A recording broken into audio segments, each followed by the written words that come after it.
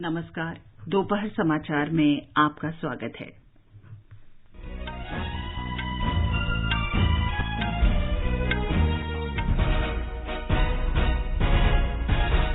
प्रधानमंत्री नरेंद्र मोदी और German chancellor Olaf Scholz ने हरित और सतत विकास साझेदारी के लिए संयुक्त घोषणा पत्र पर हस्ताक्षर किए। प्रधानमंत्री 3 यूरोपीय देशों की यात्रा के दूसरे चरण में आज डेनमार्क पहुंचेंगे। कोपेनहेगन में अपने समकक्ष मेटे फ्रेडरिक्सन के साथ द्विपक्षीय बैठक करेंगे। प्रधानमंत्री कल दूसरे भारत नॉर्डिक शिखर सम्मेलन में भाग लेंगे। राष्ट्रपति रामनाथ कोविंद ने नई दिल्ली के रोहिणी परिसर में भगवान महावीर सुपर स्पेशलिटी अस्पताल की आधारशिला रखी। निर्वाचन आयोग ने ओडिशा, केरल और उत्तराखंड में एक एक सीट पर विधानसभा उपचुनाव कार्यक्रम की घोषणा की। अक्षय तृतीया के पावन अवसर पर श्रद्धालुओं के लिए गंगोत्री और यमुनोत्री धाम के कपाट खुले। ईद उल फित्र पूरे देश में धार्मिक उत्साह और उल्लास के साथ मनाई जा रही है। राष्ट्रपति, उपराष्ट्रपति और प्रधानमंत्री ने बधाई दी। खेलो इंडिया यूनिवर्सिटी गेम्स का आज शाम बेंगलुरु में समापन होगा और आईपीएल क्रिकेट में नवी मुंबई के डीवाई पाटिल स्टेडियम में आज शाम गुजरात टाइटंस का सामना पंजाब किंग्स से होगा। दोपहर समाचार में नवीन सक्सेना के साथ मैं चंद्रिका जोशी। देश के 75वें स्वाधीनता दिवस समारोह के उपलक्ष्य में आजादी का अमृत महोत्सव के अंतर्गत सरकार अनेक गतिविधियों का आयोजन कर रही है। इस अवसर को जन उत्सव के रूप में मनाते हुए आकाशवाणी समाचार स्वाधीनता संग्राम और उसके गौरवशाली इतिहास पर विशेष प्रश्नोत्तरी कार्यक्रम प्रसारित कर रहा है। अमृत महोत्सव क्विज का कल का प्रश्न था, 1942 के भारत छोड़ो आंदोलन के दौरान कर्नाटक के एक गांव ने ब्रिटिश शासन से मुक्ति की घोषणा की थी। उस गांव का नाम बताएं जो अपनी स्वतंत्रता की सबसे पहले घोषणा करने वालों में से एक था। इस प्रश्न का सही उत्तर है कर्नाटक का इसुरु गांव। 27 सितंबर 1942 को इस गांव के लोगों ने एक शिलालेख में अंकित किया, इसुरु में एक इस स्वतंत्र गांव में अंग्रेजों को आने की अनुमति नहीं। इस उद्घोष पर ग्रामवासियों और पुलिस में मुठभेड़ शुरू हो गई। अंग्रेजों ने 5 लोगों को मृत्युदंड और 40 से अधिक को आजीवन कारावास की सजा दी। इसुरु गांव ने भारत के स्वतंत्रता संग्राम में महत्वपूर्ण भूमिका निभाई। पूरे देश ने इस गांव के साहस और संघर्ष की सराहना की। आकाशवाणी समाचार को बड़ी संख्या में देश विदेश के श्रोताओं से उत्तर मिले हैं। भाग्यशाली विजेता हैं अंधेरी पूर्व मुंबई महाराष्ट्र के डॉक्टर C.A. मयूर भानु कुमार नायक। आकाशवाणी समाचार का नियमित श्रोता हूँ। आजादी के अमृत महोत्सव के पावन अवसर पर शुरू की गई प्रश्नोत्तरी के 75वें प्रश्न के विजेता के रूप में पसंद होने से मैं गौरवान्वित अनुभव करता हूँ। इस प्रश्नोत्तरी से आजादी के कई गुमनाम शहीदों के बारे में हमें पता चलता है और आने वाली पीढ़ियों को आजादी की कीमत समझने में मदद मिलती है। इस सुंदर कार्यक्रम के लिए मैं आकाशवाणी समाचार का हृदय से धन्यवाद करता हूँ। जय हिंद। आज का प्रश्न है, तेलंगाना के उस क्रांतिकारी का नाम बताएं जिन्होंने निजाम रजाकार सेना और अत्याचारी जमींदारों के खिलाफ लड़ाई में महत्वपूर्ण भूमिका निभाई। जातिवाद और भूस्वामियों के खिलाफ उनके संघर्ष ने अनेक को शोषण और के खिलाफ आवाज उठाने के लिए प्रेरित किया। इस महान क्रांतिकारी का निधन 1985 में हुआ। श्रोता अपने उत्तर व्हाट्सएप नंबर 8823546262 पर भेज सकते हैं या हमें इस पते पर ईमेल कर सकते हैं amritmahotsav@prasarbharati.gov.in। एक भाग्यशाली प्रतिभागी को विजेता चुना जाएगा और कल के समाचार प्रभात में उनके नाम की घोषणा की जाएगी। विजेता को ई प्रमाण पत्र और पुरस्कार दिया जाएगा। और अब समाचार। प्रधानमंत्री नरेंद्र मोदी और जर्मनी के चांसलर ओलाफ शोल्ज ने कल बर्लिन में भारत जर्मन अंतर सरकारी परामर्श में हरित और सतत विकास साझेदारी के संयुक्त आशय घोषणा पत्र पर हस्ताक्षर किए। इस द्विवार्षिक मंत्रणा में दोनों देशों के कई मंत्री भी शामिल हुए। जर्मनी ने सतत विकास और जलवायु सहयोग के लिए वर्ष 2030 तक 10 अरब यूरो की अतिरिक्त विकास सहायता की अग्रिम प्रतिबद्धता व्यक्त की। प्रधानमंत्री मोदी ने इसके लिए जर्मनी का आभार व्यक्त किया। भारत ने ग्लासगो में अपने क्लाइमेट एम्बिशन को बढ़ाकर विश्व को यह दर्शाया है कि हमारे लिए ग्रीन एंड सस्टेनेबल ग्रोथ एक आर्टिकल ऑफ फेथ है। इस नई पार्टनरशिप के तहत जर्मनी ने 2030 तक 10 बिलियन यूरो की अतिरिक्त विकास सहायता से भारत के ग्रीन ग्रोथ प्लान्स को सपोर्ट करने का निर्णय लिया है। इसके लिए मैं जर्मनी और चांसलर शोर्ज को धन्यवाद देता हूं। बैठक के बाद संयुक्त संवाददाता सम्मेलन में श्री मोदी ने कहा कि दोनों देशों के संबंधों में उल्लेखनीय प्रगति हुई है। प्रधानमंत्री और जर्मनी के चांसलर ओलाफ शोल्ज ने व्यापार वार्ता की अध्यक्षता की। इस अवसर पर प्रधानमंत्री मोदी ने उद्योग जगत को भारत में निवेश के लिए आमंत्रित किया। प्रधानमंत्री मोदी ने कल रात बर्लिन में भारतवंशियों को संबोधित करते हुए कहा कि विश्व जब भी संकट का सामना करता है, भारत समाधान के साथ आगे आता है। श्री मोदी ने कहा कि स्थानीय उत्पादों को बढ़ावा देने के लिए भारत का वोकल फॉर लोकल अभियान स्वतंत्रता संग्राम के दौरान स्वदेशी आंदोलन की याद दिलाता है। लोकल के प्रति जो क्रेज पैदा हुआ है वो वैसा ही है जब आजादी के आंदोलन के समय स्वदेशी वस्तुओं के लिए पैदा हुआ था। अरसे तक हमने देखा कि लोग ये बताया करते थे कि ये चीज हमने उस देश से खरीदी है, ये चीज उस देश की है, लेकिन आज भारत के लोगों में अपने स्थानीय उत्पादों को लेकर के गर्व की नई अनुभूति है। प्रधानमंत्री मोदी ने कहा कि उनकी जर्मनी यात्रा सफल रही। उन्होंने स्वागत के लिए जर्मनी की सरकार का आभार व्यक्त किया। ट्वीट में श्री मोदी ने कहा कि जर्मन चांसलर ओलाफ शोल्ज के साथ उनकी व्यापक बातचीत हुई। उन्होंने कहा कि अंतर सरकारी विचार विमर्श भी सार्थक रहा। प्रधानमंत्री ने कहा कि उन्हें व्यापार और भारतीय समुदाय के नेताओं के साथ भी वार्तालाप का अवसर मिला। प्रधानमंत्री नरेंद्र मोदी 3 यूरोपीय देशों की यात्रा के दूसरे चरण में डेनमार्क की राजधानी कोपेनहेगन रवाना हो गए हैं।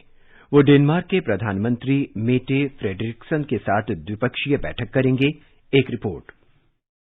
यह यात्रा भारत और डेनमार्क के बीच कूटनीतिक संबंधों की प्रगति की समीक्षा करने के साथ साथ बहुआयामी सहयोग को और विस्तारित करने का अवसर प्रदान करेगी। प्रधानमंत्री नरेंद्र मोदी की यह डेनमार्क की पहली यात्रा है और डेनमार्क के प्रधानमंत्री के साथ तीसरी शिखर स्तरीय बातचीत है। इस दौरान दोनों प्रधानमंत्री द्विपक्षीय और अन्य वैश्विक तथा क्षेत्रीय मुद्दों पर बातचीत करेंगे। प्रधानमंत्री मोदी भारत डेनमार्क व्यापार मंच की बैठक में शामिल होंगे और भारतीय समुदाय को भी संबोधित करेंगे। दोनों देशों के बीच पिछले 6 वर्षों के दौरान द्विपक्षीय व्यापार में 78% की बढ़ोतरी हुई है। भारत से डेनमार्क को निर्यात किए जाने वाले प्रमुख उत्पादों में कपड़ा, वाहन, धातु के सामान, लोहा और अन्य वस्तुएं शामिल है। दीपेंद्र कुमार, आकाशवाणी समाचार, दिल्ली।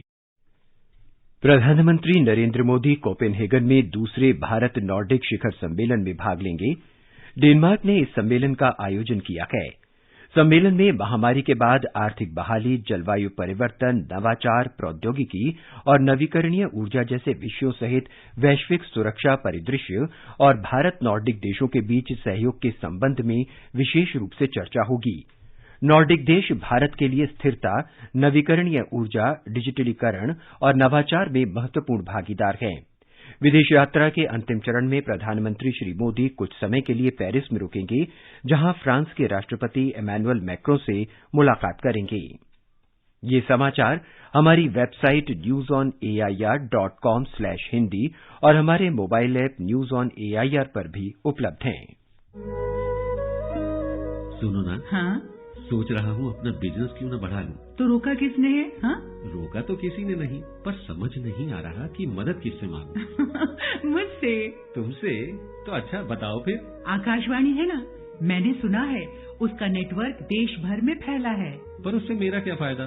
देखो, फायदा है। जिस शहर में चाहो विज्ञापन की मदद से उपभोक्ताओं तक पहुँच जाओ। पर अब ये भी तो बता दो कि आकाशवाणी से संपर्क कैसे करूं? बहुत आसान है, मैं बताती हूँ। नंबर नोट करो, 870-001-4242। ओ 870-001-4242। लो अभी फोन लगाता हूँ 870-001-4242 पर।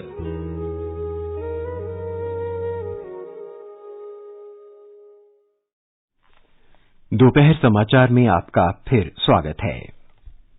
राष्ट्रपति रामनाथ कोविंद ने आज नई दिल्ली के रोहिणी में भगवान महावीर सुपर स्पेशलिटी अस्पताल के नवीकरण की आधारशिला रखी।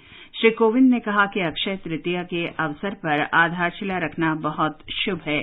उन्होंने कहा कि जैन धर्म में सेवा कार्यों को प्रमुखता दी जाती है।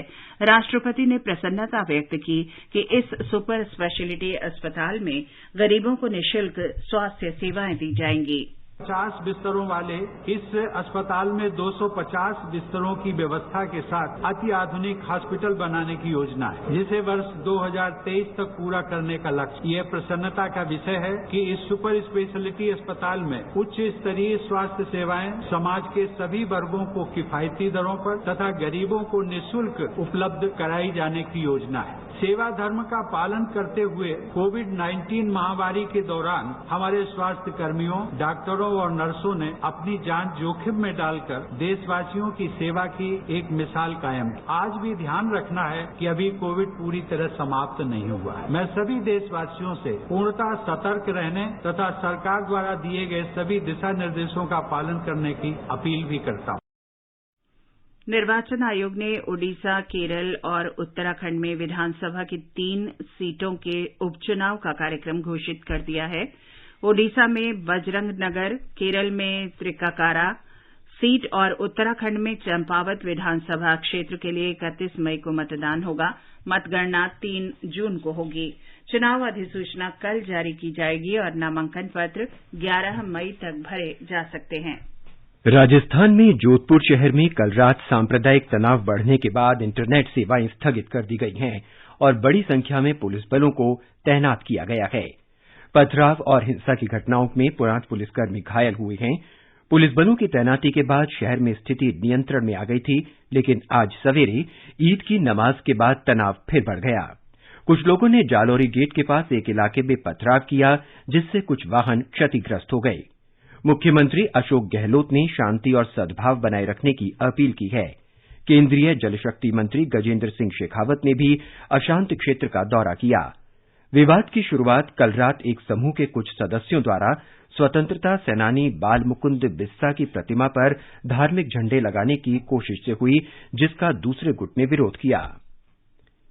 केंद्रीय महिला और बाल विकास मंत्री स्मृति ईरानी ने आज केंद्र सरकार की योजनाओं के कार्यान्वयन के बारे में वायनाड जिला कलेक्ट्रेट में अधिकारियों के साथ समीक्षा बैठक की।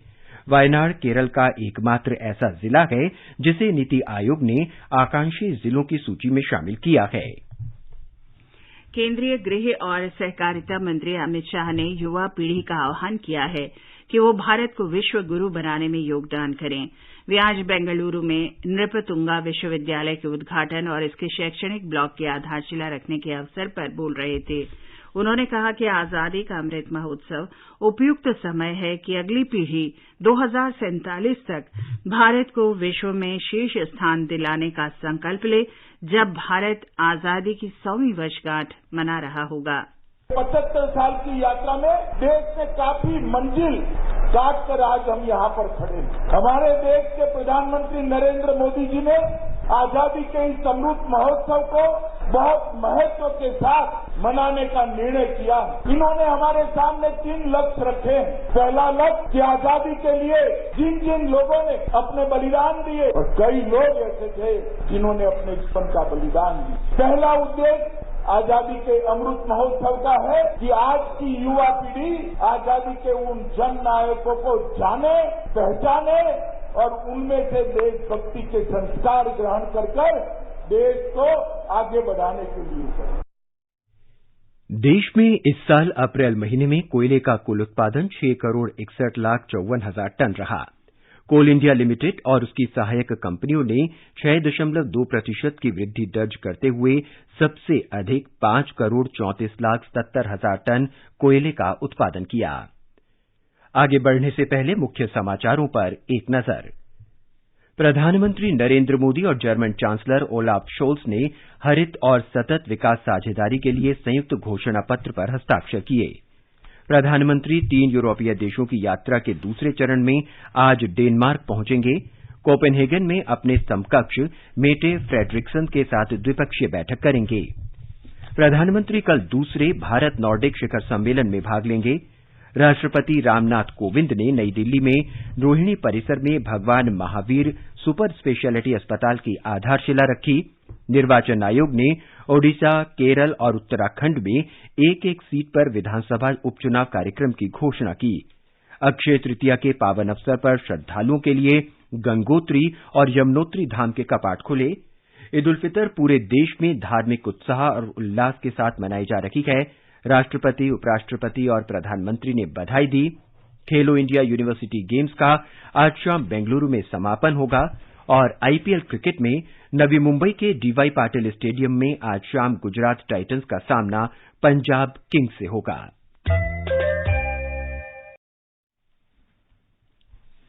आज अक्षय तृतीया है। प्रधानमंत्री नरेंद्र मोदी ने रविवार को मन की बात कार्यक्रम में अक्षय तृतीया की बधाई दी थी। 3 मई को अक्षय तृतीया और भगवान परशुराम की जयंती भी मनाई जाएगी। कुछ दिन बाद ही वैशाख बुद्ध पूर्णिमा का पर्व भी आएगा। ये सभी त्योहार संयम, पवित्रता, दान और सौहार्द के पर्व हैं। आप सभी को इन पर्वों की शुभकामनाएं। इन पर्वों को खूब उल्लास और सौहार्द के साथ मनाइए। इन सब के बीच आपको कोरोना से भी सतर्क रहना है। मास्क लगाना, नियमित अंतराल पर हाथ धुलते रहना, बचाव के लिए जो भी जरूरी उपाय है आप उनका पालन करते रहें। उत्तराखंड में अक्षय तृतीया के पावन अवसर पर गंगोत्री और यमुनोत्री धाम के कपाट श्रद्धालुओं के लिए खोल दिए गए हैं। हमारे संवाददाता ने बताया है कि इस अवसर पर बड़ी संख्या में श्रद्धालु उपस्थित थे। ओम त्रिपथगायै विद्महे भागीरथ्यै च धीमहि तन्नो गंगा प्रचोदयात्। गंगोत्री और यमुनोत्री धाम के कपाट अक्षय तृतीया के पावन पर्व पर खुलने के साथ ही 4 धाम यात्रा प्रदेश में शुरू हो गई है। उधर वैदिक मंत्रोच्चार के बीच यमुनोत्री धाम के कपाट भी आज खुल गए हैं। कोरोना के कारण 4 धाम यात्रा पिछले 2 वर्ष बाधित रही, लेकिन इस वर्ष कोरोना के मामलों में जबरदस्त कमी के कारण बड़ी संख्या में श्रद्धालु 4 धाम यात्रा का रुख कर रहे हैं। अब तक 3 लाख से अधिक लोगों के ऑनलाइन पंजीकरण कराए जाने की खबर है। राज्य सरकार ने तीर्थयात्रियों की संख्या में जबरदस्त वृद्धि की संभावना को देखते हुए श्रद्धालुओं की सुविधा के लिए व्यापक इंतजाम किए हैं। राघवेश पांडे, आकाशवाणी समाचार, देहरादून।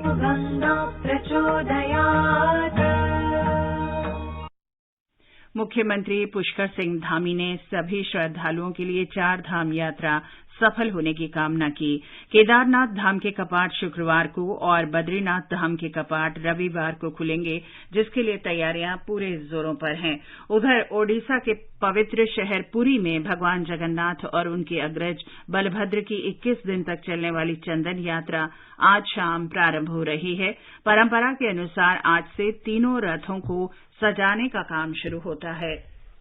देश भर में आज ईद उल फितर हर्षोल्लास के साथ मनाया जा रहा है। कोविड महामारी के प्रतिबंधों में ढील दिए जाने के बाद पहली बार ईदगाहों और बड़ी मस्जिदों में लोगों ने ईद की नमाज अदा की। दिल्ली में ईद का मुख्य समारोह जामा मस्जिद, फतेहपुरी मस्जिद और शाही ईदगाह पर आयोजित किया गया। इस अवसर पर सुरक्षा के व्यापक प्रबंध किए गए हैं। केंद्र शासित प्रदेश लद्दाख में ईद उल फितर के अवसर पर लोगों ने निर्धारित स्थानों पर ईद की नमाज अदा की। जम्मू कश्मीर में भी ईद हर्षोल्लास से मनाई जा रही है। राष्ट्रपति रामनाथ कोविंद, उपराष्ट्रपति एम वेंकैया नायडू और प्रधानमंत्री नरेंद्र मोदी ने ईद उल फितर पर बधाई दी है। उपराष्ट्रपति एम वेंकैया नायडू और प्रधानमंत्री नरेंद्र मोदी ने संत और चिंतक भगवान बसवेश्वर को उनकी जयंती पर भावांजलि श्रद्धांजलि अर्पित की। केंद्रीय गृह और सहकारिता मंत्री अमित शाह ने कर्नाटक में महान विचारक और समाज सुधारक भगवान बसवेश्वर की जयंती पर उनकी प्रतिमा पर माल्यार्पण किया। ये समाचार आकाशवाणी से प्रसारित किए जा रहे हैं।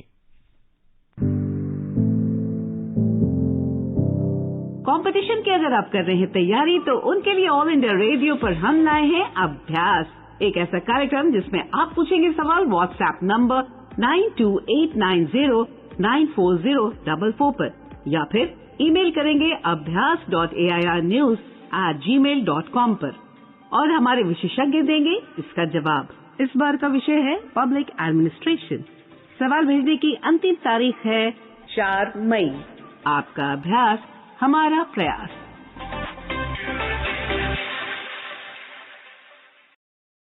और आइए आजादी का अमृत महोत्सव के अंतर्गत अब सुनते हैं आकाशवाणी की विशेष प्रस्तुति आजादी का सफर।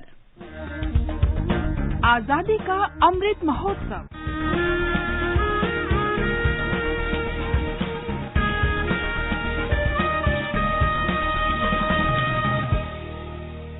आजादी का सफर आकाशवाणी समाचार के संग एक राष्ट्र का उदय। भारत का गौरवशाली स्वतंत्रता संग्राम आधुनिक दुनिया के अब तक के सबसे महान संघर्षों में से एक है। आकाशवाणी समाचार आपके लिए प्रतिदिन लेकर आता है इस संघर्ष की एक झलक। যদি বা কোনো চাবুকের দিনে তোমার মুষ্টি জাগে, যেন তোমার রক্ত মিছিলে নেতাজি পুরো ভাগে, যেন তোমার রক্ত মিছিলে নেতাজি পুরো ভাগে। 3 मई 1939 को नेताजी सुभाष चंद्र बोस ने फॉरवर्ड ब्लॉक के गठन की घोषणा की। 1939 में भारतीय राष्ट्रीय कांग्रेस के अध्यक्ष पद से नेताजी के इस्तीफे के बाद फॉरवर्ड ब्लॉक इसके भीतर एक गुट के रूप में उभरा। इसका संविधान और कार्यक्रम 22 जून 1939 को बॉम्बे में इसके पहले अखिल भारतीय सत्र में अपनाया गया था। सुभाष चंद्र बोस ने अपने अध्यक्षीय भाषण में निकट भविष्य में पूर्ण स्वराज की प्राप्ति के लिए ठोस कार्य योजना दी।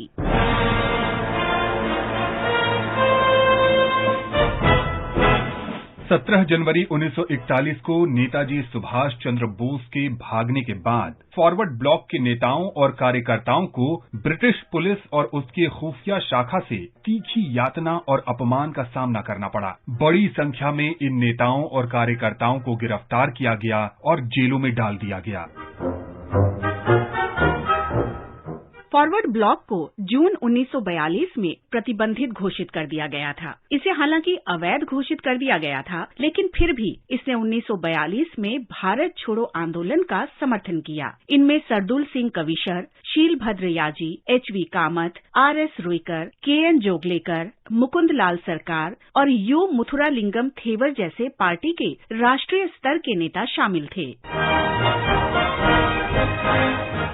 स्वतंत्रता के बाद पार्टी ने पश्चिम बंगाल में एक स्वतंत्र राजनीतिक दल के रूप में खुद को स्थापित किया। हम स्वतंत्रता सेनानी ज्वाला प्रसाद को भी आज के दिन याद कर रहे हैं, जिन्हें 3 मई 1860 को अंग्रेजों ने मार डाला था। वो उत्तर प्रदेश के कानपुर से थे और उन्होंने भारतीय स्वतंत्रता के पहले युद्ध में सक्रियता से भाग लिया था। उन्होंने कानपुर में सेना का नेतृत्व किया और ब्रिटिश सेना के खिलाफ कई युद्ध लड़े। वो नाना साहब के मुख्य लेफ्टिनेंट बने और जब अंग्रेज कानपुर छोड़ रहे थे तब तांत्या टोपे, अजीमुल्लाह खान, बाला साहब और टिक्का सिंह के साथ सती चौरा घाट पर भी मौजूद थे। ज्वाला प्रसाद को अंग्रेजों ने पकड़ लिया और मौत की सजा सुनाई। उन्हें 3 मई 1860 को कानपुर के सती चौरा घाट पर फांसी पर लटका दिया गया था। हम इस महान शहीद को नमन करते हैं।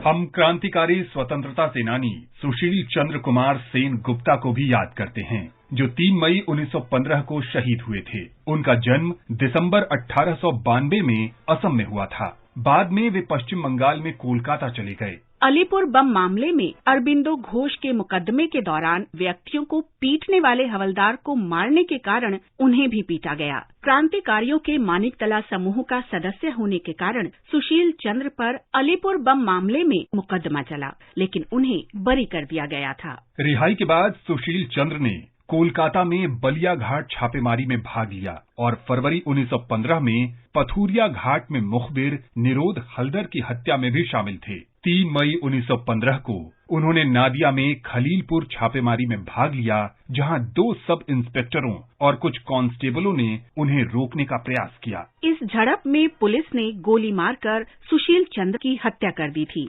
हम इस महान वीर को नमन करते हैं। हम क्रांतिकारी स्वतंत्रता सेनानी जगदीश चंद्र राय को भी याद करते हैं, जिन्होंने 3 मई 1931 को देश सेवा में अपने प्राण न्योछावर कर दिए थे। उत्तर पश्चिम सीमा प्रांत डेरा इस्माइल खान के निवासी जगदीश चंद्र राय दिल्ली आए और क्रांतिकारी आंदोलन में शामिल हो गए। भगत सिंह और उनके साथियों को फांसी दिए जाने के बाद क्रांतिकारी गतिविधियों में भाग लेते हुए वो 3 मई 1931 को लाहौर के शालीमार बाग के पास एक बस में पुलिस के साथ मुठभेड़ में मारे गए। इस महान वीर को हमारा नमन।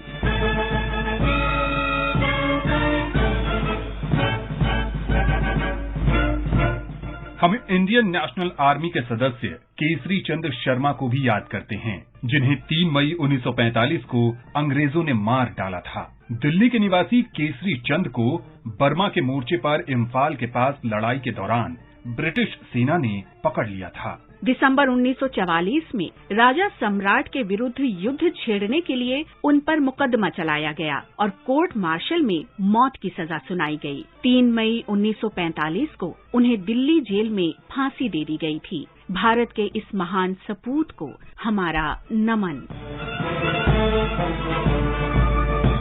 हम वीर योद्धा भगत हेम्बाराम को भी याद करते हैं, जिन्होंने भारत छोड़ो आंदोलन और लाठी पहर आंदोलन में भाग लिया था। झारखंड के संथाल परगना में जन्मे भगत हेम्बाराम को 9 मई 1943 को गिरफ्तार किया गया और उन्हें 3 साल की कारावास हुई। 3 मई 1944 को राजमहल जेल में उनका निधन हो गया। हम भारत के इस महान सपूत को नमन करते हैं। इसके साथ ही आजादी का सफर आकाशवाणी समाचार की संग श्रृंखला का ये अंक संपन्न होता है। कल फिर मिलेंगे अगली कड़ी में।